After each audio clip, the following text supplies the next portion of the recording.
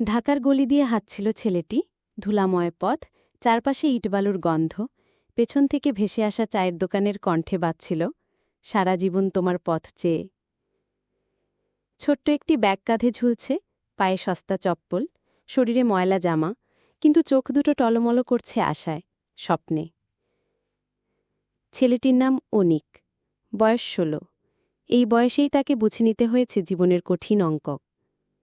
স্কুলের খাতা তার খুব প্রিয় ছিল, কিন্তু তার চেয়েও বেশি প্রিয় ছিল মা। রুখু কণ্ঠের কাপা কাপা হাতে ভোরবেলা পাটপাড়ায় কাজে যাওয়া সেই মানুষটা। অনিকের মা রিমা একজন গৃহকর্মী। সকাল ৬টা থেকে রাত ৮টা পর্যন্ত তিনি ৪-৫টি বাসায় কাজ করেন, ঘর মোছেন, বাসন মাজেন, রান্না করেন, বাচ্চা দেখেন, সবই করেন। আর তার বদলে পান ৩ থেকে ৪ হাজার টাকা। এই টাকায় অনিকের পড়াশুনো চালানো তো দূরের থাক, দুবেলা ঠিকমতো খেতেই কষ্ট হতো। অনেক প্রথম বুঝেছিল দারিদ্র্য কি, যখন চতুর্থ শ্রেণীতে পড়ার সময় তার বন্ধু রাফি তাকে বলেছিল, তোর মা তো কাজের বুয়া, তাই না? ওই কথা শুনে সে প্রথম লজ্জায় মুখ নামিয়ে নিয়েছিল, কিন্তু বাড়ি ফিরে মা যখন তার ছোট হাত দুটি ধরে বলেছিল, বাবা, লজ্জা পাস না, আমি তোমার জন্যই সব করি, তখন সে বুঝেছিল এই কাজ লজ্জার না, বরং গর্বের। রিনার স্বামী অর্থাৎ অনিকের বাবা বছর ১০ আগে গ্রামের ঋণের বোঝায় পালিয়ে গিয়েছিল আর ফিরেও আসেনি। তখন অনিকের বয়স মাত্র ৫। এক হাতে সন্তান, অন্য হাতে সংসার, সব টেনে নিয়ে এসেছেন রিনা। একটা ছোট্ট টিনের ঘর ভাড়া নিয়ে থেকেছেন যাত্রাবাড়ির পাশে এক বস্তিতে। সকালে বের হতেন, সন্ধ্যায় ফিরতেন, তবুও ছেলের মুখে হাসি রাখার চেষ্টা করতেন। অনিক খুব মেধাবী ছাত্র ছিল, প্রথম শ্রেণী থেকেই ক্লাসে ফার্স্ট হতো। স্কুলের শিক্ষকরা তার লেখা দেখে চমকে যেতেন। এই ছেলে অনেক দূর যাবে, বলতেন সবাই, কিন্তু টাকা ছিল না। ষষ্ঠ শ্রেণী পেরোতেই বই কেনা দুঃসাধ্য হয়ে পড়ল। তখন মা নিজের কানের দুল বিক্রি করে বই কিনে দিলেন। সেদিন অনেক রাতে বইয়ের পাতায় চোখ রাখার আগে মায়ের কানে হাত ছুঁয়ে বলেছিল, মা, আমি তোমার দুলের দাম শোধ করব একদিন। মা হেসে বলেছিলেন, তুই যেন মানুষ হোস বাবা, আমার দুল না, আমি চাই তুই মানুষের মতো মানুষ হোস। তখন থেকেই অনেকের ভেতরে জেদ জন্ম নিয়েছিল, যে কোনোভাবেই হোক তাকে বড় কিছু হতে হবে।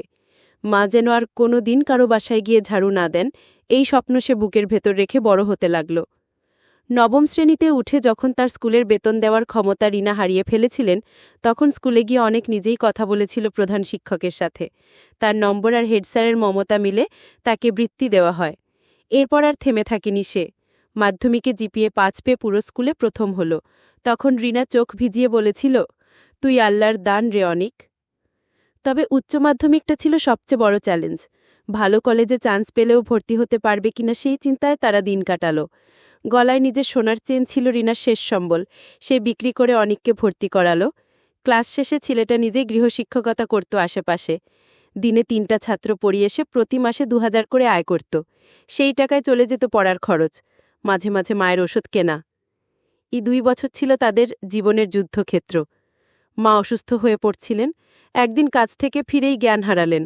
ডাক্তার বললেন শরীরে রক্তশূন্যতা, পুষ্টিহীনতা। রিনা কিছুতেই খেতেন না ঠিকমতো। অনেককে খাইয়ে তারপর মুখে দিতেন সামান্য ভাত। অনেক তখন কাঁদতে কাঁদতে বলেছিল, তোমার যদি কিছু হয় আমি বাঁচব না মা। তখন রিনা শেষবারের মতো ছেলের মাথায় হাত বুলিয়ে বলেছিলেন, বেঁচে থাকিস, ডাক্তার হয়ে আমার মতো হাজার মাকে বাঁচাস। এই কথাটাই অনেককে অন্য মানুষ বানিয়ে দিল।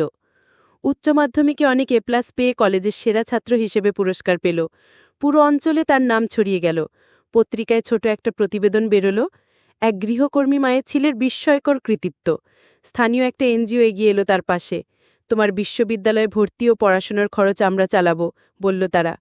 এখানেই নতুন অধ্যায় শুরু হলো অনেকের জীবনে। সে ঢাকা বিশ্ববিদ্যালয়ের ভর্তি পরীক্ষায় অংশ নিল। একটানা রাত জেগে পড়ল, মাকে নিয়ে ছোট্ট ঘরে ভেজা আলোয় টেবিল ল্যাম্পে চোখ ঝলসে দিল। তারপর একদিন এলো সেই মহেন্দ্রকোণ ভর্তি পরীক্ষার ফলাফল। সকাল থেকে টেনশনে ঘামছিল সে। রিনা সেদিনটা কাজে যায়নি, সারাদিন বসে থেকেছেন কাগজ হাতে।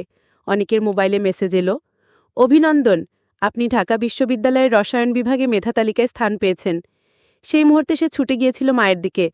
রিনা তাকে বুকে জড়িয়ে ধরে ফুঁপিয়ে কানলেন, আজ আমার জীবন সার্থক রে অনিক, আজ আমার সন্তান বিশ্ববিদ্যালয়ে পড়বে। সেই দিন থেকে অনিকের যাত্রা শুরু হলো বিশ্ববিদ্যালয়ের পথে। তার ক্লাস শুরু হতো সকাল ৮টায়। বাসে উঠে সে চুপচাপ জানালার দিকে তাকিয়ে থাকত। কেউ জানত না এই ছেলেটার মা অন্যদের বাসায় কাজ করেন, ছেলেটা দুপুরে কখনো চায়ের সাথে বিস্কুট খেয়ে দিন কাটায়। কিন্তু সেই ছেলেটার চোখে ছিল স্বপ্নের আগুন। বিশ্ববিদ্যালয়ে 4 বছরে সে একদিনও ক্লাস মিস করেনি। পড়াশোনায় ছিল দারুণ, স্কলারশিপ পেয়ে গেল 2য় বর্ষে। 3য় বর্ষে সে এক ইন্টারন্যাশনাল রিসার্চে অংশ নেয়, গ্রামীণ নারীর পুষ্টি সংকট নিয়ে। তার গবেষণাপত্র দেশের একটা নামী পত্রিকায় প্রকাশিত হয়। তখন আবার শিরোনাম হল এক গৃহকর্মী মায়ের ছেলের আন্তর্জাতিক সম্মাননা। 4র্থ বর্ষে সে 1ম শ্রেণীতে অনার্স পাশ করল। একদিন একটা অনুষ্ঠানে প্রধান অতিথি হয়ে ডাক পেল সে। সেখানেও তাকে প্রশ্ন করা হলো, আপনার প্রেরণা কে?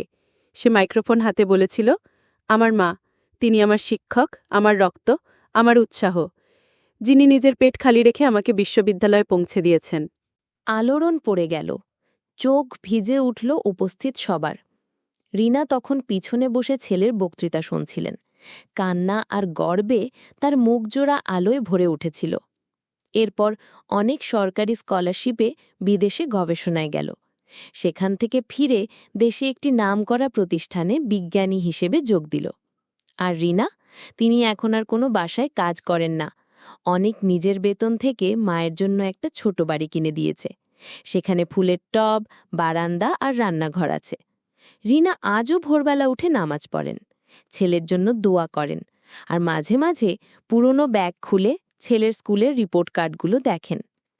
একদিন এক সাংবাদিক তাকে জিজ্ঞাসা করেছিল, আপনি কি কোনোদিন স্বপ্ন দেখেছিলেন আপনার ছেলে এত দূর যাবে? তিনি হেসে বলেছিলেন, স্বপ্ন তো দেখেছিলাম, কিন্তু কখনো ভাবিনি আল্লাহ এমনভাবে কবুল করবেন। এভাবেই এক গৃহকর্মী মায়ের ছেলের বিশ্ববিদ্যালয় যাত্রা শুধুমাত্র সফলতার গল্প নয়, বরং তা হয়ে উঠেছে যুগের এক অনুপ্রেরণা, প্রমাণ দারিদ্র্য স্বপ্ন কেড়ে নিতে পারে না, যদি পাশে থাকে ভালোবাসা, ত্যাগ আর একরাশ মায়ের দোয়া।